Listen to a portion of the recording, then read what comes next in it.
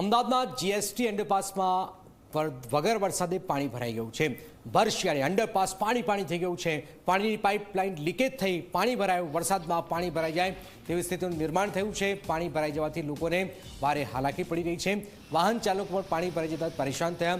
થોડા સમય પહેલાં જ અહીંયા અંડરપાસનું લોકાર્પણ પણ થયેલું છે। ભર શિયાળે અંડરપાસ પાણી આપ જોઈ રહ્યા છો। લોકોને આમ જનતાને જે લોકો ચાલી રહ્યા છે એમને પણ મુશ્કેલીનો સામનો કરવો પડ્યો છે। વરસાદમાં પાણી ભરાઈ જાય તેવી સ્થિતિનું અહીંયા નિર્માણ થયું છે।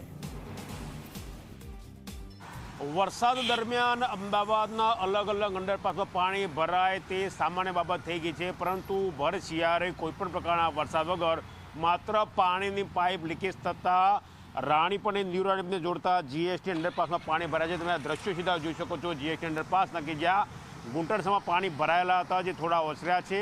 પાણી ભરાવાને કારણે જે ફૂટપાથ બનાવવામાં આવે છે કે જ્યાં ચાલીને લોકો અંડરપાસ પાસ કરી શકે તે સ્થિતિ પણ જોવા મળતી હતી। જે લોકો છે તેમને પાણીમાં ચાલવાની ફરજ પડી રહી છે। માત્ર 3 મહિના અગાઉ આ અંડરપાસનું લોકાર્પણ કરવામાં આવ્યું હતું, પરંતુ ક્યાંય પાણીના નિકાલની વ્યવસ્થા હોય તેવું દેખાતું નથી।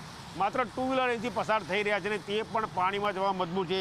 એ સ્પષ્ટ બતાવે છે કે મહાનગરપાલિકાનું આયોજન ક્યાંક નિષ્ફળ રહ્યો તેવું દેખાય છે। જે સ્થિતિ આ અંડરપાસની શિયાળામાં પાણીની પાઇપલાઇન લીકેજ થતાં થઈ છે, જો ભારે વરસાદ આવે અને ચોમાસું હોય તો આ અંડરપાસની સ્થિતિ શું હોય તે કલ્પના કરવી મુશ્કેલ છે।